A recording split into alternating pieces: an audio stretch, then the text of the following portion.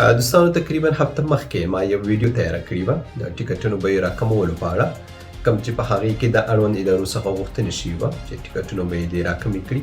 نو هغې تقریبا هفته په راکېدونکې د هفتې نه هم لږ څه نه څه زیات وخت کېږي.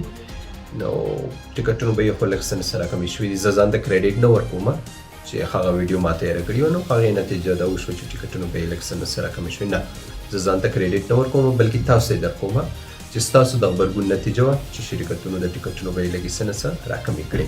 خو دا هم بسنه نه کوي، شرکتونه نور هم باید دا بیې راټیټې کړي.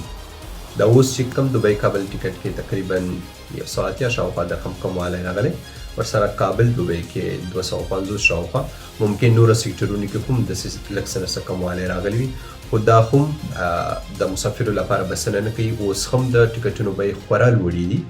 نو د شرکتونو څخه اول مننه درنه کوو چې تاسو د مسافرو आवाज واورېدو، خپلو ټیکټونو بیې کې مو لږ څه نه څه کموالی راوست، خو دا بسنه نه کوي.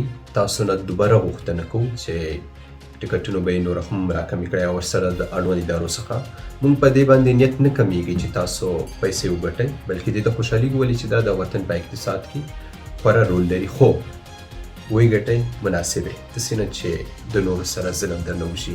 ښه که تاسو کوم څه ستونزه لرئ یا کوم څه له وجې دغه ټیکټونو بیې ګرانې شوي وي، تاسو ته فایده نه وي، نو موږ سره هغه وجه شریکه کړئ تر څو موږ تسلي وشي او ستاسو څخه غوښتنه ونه کړو. خو که داسې څه نه وي، نو ستاسو څخه هیله کوو چې د ټیکټونو بیې راکمې کړئ او خپلو هېوادوالو باندې یو ځل بیا غږ کومه د کمپین چې دوی د ټیکټونو بیې راکمولو په اړه شروع کړی دی، دې ته جریان ورکړئ او دا ویډیو هم د اړوند ادارو سره شریکه کړئ.